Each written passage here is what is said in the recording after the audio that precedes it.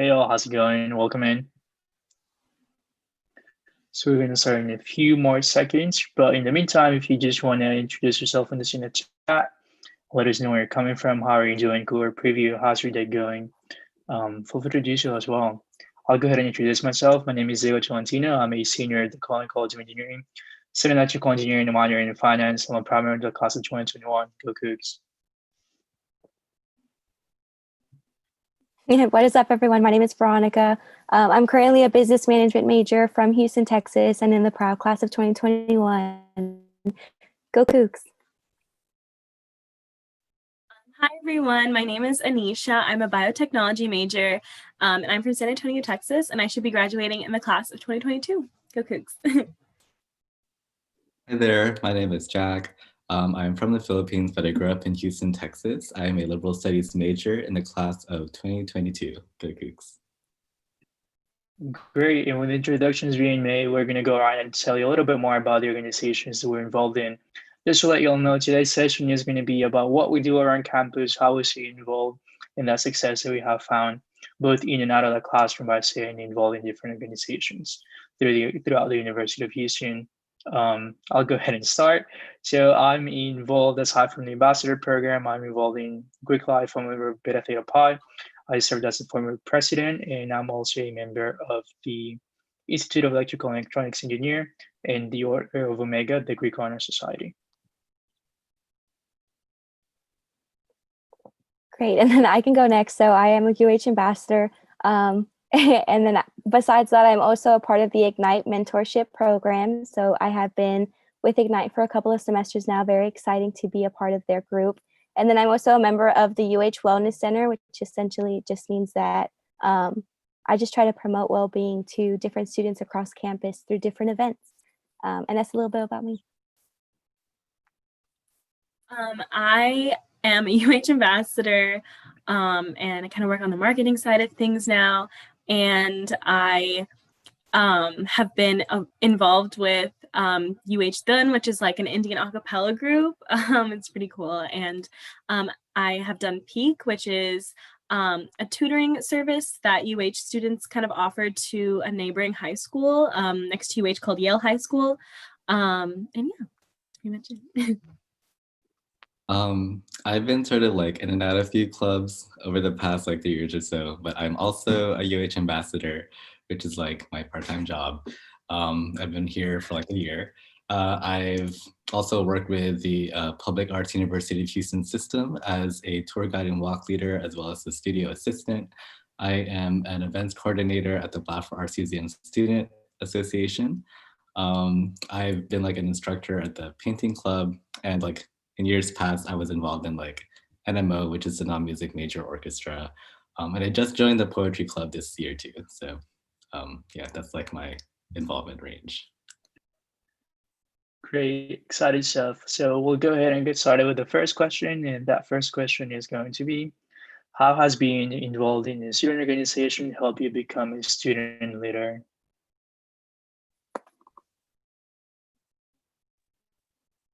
So I think being involved in clubs really just teach you a lot about collaboration, and that's really useful skill when you are becoming a leader or trying to have qualities that make someone a leader. Just learning to deal with conflict, learning to work well with others, plan events. That's a big, huge part of being a leader, is being able to coordinate different people to do things. So yeah, I think those are some big things that being involved have taught me. I definitely agree with that. And I'm noticing those are all like really strong like resume details to put on as well. So it didn't really occur to me that like being in clubs would be like actually be practically good for a resume, but I guess it does and it makes sense. And for me, I think it also helps a lot with number one, like knowing who's on campus and what makes up like our campus population. And that's really helped with like, you know, again, with like event planning, just seeing like all the moving parts of campus and also just seeing community in action.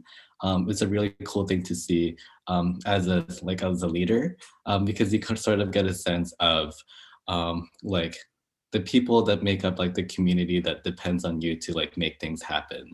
And I think that's like an important experience to have if you're like trying to develop yourself as a leader, because like you can see that like it's not necessarily like a top to bottom thing, but it's more of like an interaction, and you can sort of like develop that intuition through student involvement too.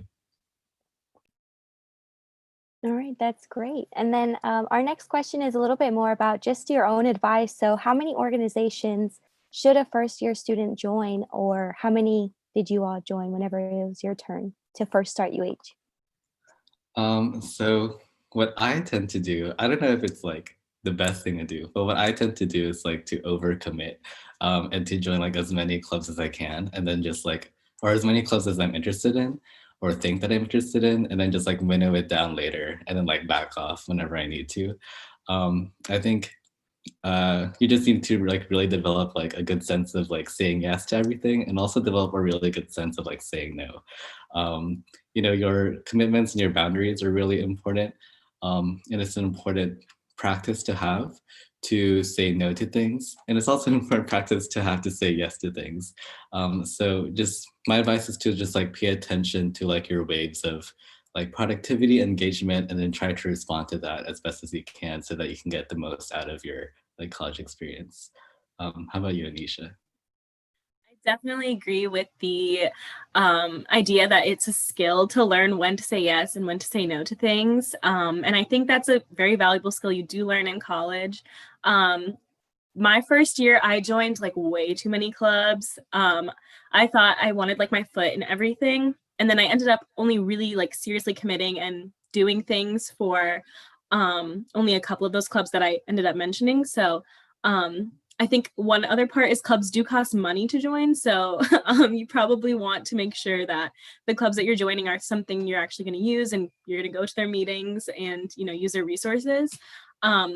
I would recommend maybe joining like 2 clubs your first year, one that can help you become more well-rounded academically, or maybe even career-wise. So for example, like if you were a pre-health major, we have a lot of pre-health clubs. We have a chemistry club, like we have clubs towards academics as well. And then maybe just one that you can do like on the side, like a special interest club. We have art clubs, we have dance clubs, like I did singing. So there's like a lot of different things you can do to just help you also like relax and not have to focus so much on schoolwork. So that'd be kind of my advice, probably is 2 main clubs. And then maybe even one like for the community. I love volunteering as well. So the tutoring club was great for me, but they also have the Metropolitan Volunteer Club and stuff like that as well. So yeah, it's kind of my. Great, thanks for those answers. Those were really good. The next question is, how can someone learn about different organizations and clubs that you have on campus and how to join them? Yeah, so there's a lot of different ways to become aware of what's going on campus. I say the main one for clubs is going to be Cats Back. So that's an event that we do in the beginning of the semester. It's going to be held like in our rec. It's huge. Pretty much every club comes out. They set up a table. They give away like free stuff. There's free food, and they try to get you to join their club. So that's a great way to become exposed to like all the clubs at once. If you happen to miss that, or if you can't go to it, we also have an app on your UH portal called Get Involved. If you hit that, it shows every event for every club, and just allows you to see what's going on campus. Another way I've been able to get involved with clubs is just kind of looking around campus. There's always going to be signs and flyers and stuff like in the elevator, like in the student center. And that's also a great way to see what's going on. But yeah, what about you, Jack? That's definitely like the main ways that I look for clubs is through Get Involved and also through Catsbacks. I also went on like social media pages a lot, and look at like the suggested, like, you know, here's like what other groups there are to join. And just like, you know, DM people like, hey, do y'all still have meetings? Can I join? Or like, what are y'all about? And also asking around, especially if you are like in an academic like minor or major, you're interested in whatever, you can ask your professor like, or even just like a random professor, like, hi, I'm not taking like any Spanish classes, but I still want to practice. Is there like a Spanish conversation club that you know of, or like someone who advises that? Or, you know, I want to work on like my poetry, like beyond this poetry class, is there like a poetry club that you know about, or like a publication or a journal at U of H? So like good old like asking around is fine too.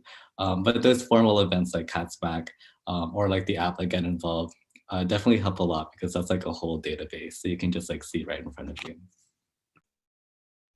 All right, great. I love that. And then our next question is, from a commuter's perspective, sometimes a lot of students tend to think that if you're not living on campus, you don't get as much like involvement with student organizations. So in y'all's opinion, can a commuter can a commuter be engaged and involved in student organization, and what does that kind of look like? I hope so because I'm a commuter and I definitely try to be as involved as I can. Something that I usually try to do is I try not to leave campus until like I actually need to leave campus because like as a commuter I feel like I need to make up for the fact that I don't live here. And I can also see that it's like really easy to just go to class and then go straight home. It's something I sort of did for like a span of a few weeks and I felt like super miserable about it. So I started like getting involved again. Um, and yeah, it's really just a matter of like staying on campus and letting sort of like being receptive and letting like surprises happen to you and giving yourself the space and the opportunity to let involvement come to you because sometimes you know you can take like this active stance to be involved and to look for things but a lot of times you know spontaneous things also happen so stay on campus and see like what happens. Yeah, I would 100% agree with that. I'm not personally a commuter, but I do have a lot of friends who are commuters, and actually a lot of the members in the clubs I were in, they are also commuters. So it's definitely doesn't bar you from being able to be involved if you aren't living on campus. Some tips I would maybe have to stay on campus more is just to make use of like the library. There's a lot of private study rooms in the student center as well. And there's always, you know, if you make friends with people who live on campus, you can always hang out with them or in their dorms until those club meetings and stuff like that. So yeah, that's just kind of how I would probably stay on campus if I was a commuter. Great. And the next question is going to be, if there was one thing that you wish you knew before coming to UH or starting UH, what would that be? I would say I wish I had known just more about the resources UH offers, just like all of them. There's so many ways to get involved and also just excel academically for sure. So we have like a bunch of free tutoring services. I wish I made better use of those or something like that. They have a ton of classes that they give away for free and you can go and learn more about it. There's like a free music studio in the library to use. There's just so many things you can make use of on campus. The metro can be free if you sign up for it. So yeah, I guess I wish I knew a little bit more about that. I wish I knew a bit more about like the first year like social programs or whatever. Like I didn't know we had classmates, which is like in the College of Liberal Arts and Social Sciences, and they have like classmates has like this program where like they group students together, so you take like classes together and they do socials and stuff. So it makes it really like so much easier to get like a smaller like intimate feel within like a huge university like U of H. I also wish I went to like Cub Camp. I didn't really go to Cub Camp because I don't know, I was like shy. But like I noticed that like, you know, people who went to Cub Camp were like so confident with like their first year experience and already have like social groups. And like, you know, I found like social groups later and it's like absolutely fine. But, you know, just being like socially ready and socially prepared is like an important thing to consider too within your first year. So just try to be on the lookout for trying to establish yourself socially so you can just have like a funner experience in college and not just also be like wrapped up in academics, but you know, try to have fun and develop yourself and develop your network. And just to add on to that super quick, like being socially ready is just kind of knowing that people are like pretty friendly on campus and not being shy or scared to talk to new people. I wish I also knew that as well. I was also really shy in class and I didn't really like try to branch out or anything, but people are really, really friendly and they're always willing to, help you out and talk to you. So definitely, just know that as well. Yeah, that's perfect. And then you guys kind of touched on this during this question, but what other services are available to students who may need some support both professionally and academically? Something that I like to try to do as soon as I get into like any sort of institution is to just like build up a relationship with my mentors. And you don't need to have, I think like people sort of expect to have just like one advisor, but I think it's really good. And I think it's better to have like a network of advisors that you can rely on and to get like second, third, and fourth opinions with, and to just like make friends with almost. There are a lot of like adults out there, I guess, who really want to guide you and mentor you. So like I've developed a relationship with like, my honors advisor in the honors of college, with my academic advisor with the liberal arts college, with my poetry professor, with my other professors in like my 4 other minors, with my college career counselor, like we got like kind of close, with Sarah, my like boss, I guess, a graduate assistant. So it's not technically like a service, but like, reaching out to all like the different nodes of like mentorship on campus is like so beneficial. And they also have like ins with like other opportunities you can take advantage of as a student here. So that's what I would try to do. Anisha, do you have anything you want to add? Yeah, so I definitely agree with that. There's so many people like that are in positions specifically just to help you out. So I know Jack mentioned a lot of his mentors. There's even mentors like if you live on campus, there's going to be like RAs you can always talk to, like resident advisors. And then there's usually like a mentor for the whole building that you can talk to. So they can definitely help support you personally. And then academically, I did mention a lot of them. So we offer like 3 different free tutoring service programs. We have CASA, launch tutoring. We have also courses you can take that are specifically designed just to support whatever you're learning academically in your lectures. So we have like a lot of different ways to really help you get help if you need it for courses. And I really appreciate that as well. But yeah. By the way, I just want to add, I forgot about this, but like the writing center is so underrated. My friend works at the writing center and apparently they have like a really robust like philosophy for like guiding you on writing center, or like for on your writing, even if it's just like a research report or an essay or your resume, literally anything where you have to use words, they have like a framework for how to help you. But apparently like writing center discourses in like different campuses are like kind of like a dramatic thing. But like we have a really amazing writing center, so take advantage of that. And it's also free, so yeah. Great. And then we had a question come in the chat about Cub Camp, and just to go a little bit more into detail about what that is. It is made specifically for first-year students, and it does take place in about the first week of August. And essentially what its purpose is for you to kind of just branch out and meet a whole lot of different people that are all a part of the same Cub Camp program.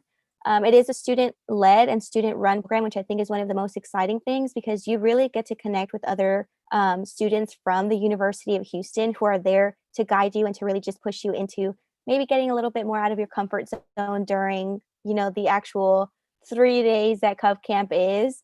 But then you also get placed into like little small groups. You really get to make those like very personal relationships. It's highly encouraged. And it is kind of just like an addition to orientation. So this does not replace orientation, but it's just another opportunity for you to go out and meet new people and kind of just see what's out there, specifically at the University of Houston. So highly encouraged. Yeah, Great. definitely And then go ahead. it's definitely a great step until into UH. I think it gives you a really good perspective into what our traditions are, getting involved early on, talking to students who already have a little bit of experience about attending UH, and just making new friends, which is great. And then our question is going to be, was transitioning into college hard? Can you tell us a little bit more about what that transition looked like for you? So I wouldn't call the transition hard necessarily. I would just say it's different. So for me, like having so much autonomy over my time was a little challenging because high school, your days are really structured where you do schoolwork at a certain time during the day because that's when classes are. And then you go to your extracurriculars and then you go home and, you have your parents telling you like what you should do and when you should wake up and stuff like that. College is definitely not like that. I just think being realistic with yourself about what you can and can't handle is really important. So for some reason, I thought because I woke up at 7 a.m. for high school every day, I would do the same thing in college. And I signed up for a bunch of 8:30s and then I didn't go to them. So just being like more realistic about what you actually want to do and how you want your schedule to be set up is super important. And just making sure that you are balancing your time, staying on top of your schoolwork. You can also obviously have a really rich social life as well, but just make sure, remember why you're there. And that's, get your education. That's like your main priority. And just to kind of stay on track and stay on top of things. But the transition is super easy if you just keep in mind like time management and stuff like that. What about you, Jack? That's such a great point. Like you get to exercise like a newfound agency with yourself. So it's like a really fun opportunity to play with that agency. And you also mentioned like, getting up at 7:30 every day, which is something you definitely don't have to do as a college student. So that's a great plus. But it's like sort of important to recognize that like your body is also kind of like still changing. I know this is like an awkward like point to bring up, but like I think it's important to bring up that like, you're still like a developing like human being. And for me, I didn't realize that the transition to college would be like sort of weird and hard until it became like kind of hard. I thought it was like easy until it wasn't. And something important to bring up is that like if you are like predisposed for depression and anxiety, and you haven't like really experienced that, the most common like ages where like that sort of like manifests is between the ages of 18 and 21, which is literally your college years if you are like a traditional freshman. So something I would advise you is to just be like mental health aware. A cool resource we have here on campus is called CAPS, which is the Counseling Psychological Services Center, which is super, super, super affordable, or like a lot more affordable than it is like in the real world. So just pay attention to like your mental health and sort of establish like your mental health hygiene. And yeah, just see the college transition is not just like sort of like a psychological thing, but also like a physiological thing. So like pay attention to that dimension as well and see like how it's affecting you because you're still like a changing person. That's something I wish I knew before I started. Yeah, just to add on to that, like that's so true. Like no one ever talks, they always talk about like the academics, but they never talk about, like physically changing. They always, I mean, like people talk about freshman 15, but it's totally a real thing just because not only like are you not, working out as much or being as active or being forced to be as active, but as you get older, like your metabolism slows down too. I know we're not like super old or anything, but like it does happen and your body will change and stuff. So, keeping in mind to also be healthy and, not only mentally, but also physically too, like staying active and eating well as well is really important. Yeah. And you have like all these new, I guess like new life pressures that you're sort of you're being introduced to as well. Like maybe you're being introduced to like new financial responsibilities and you don't really know like how you're reacting to that yet until you do. So again, just trying to be mindful, be present and seeing like what changes occur in you and how you can respond to that. It's important. Great. And then I think literally throughout this entire session, y'all have given so much of good advice. But I think like our very last question is just if there is just one piece of advice that you would want incoming freshmen or an incoming transfer student to have, what would that be?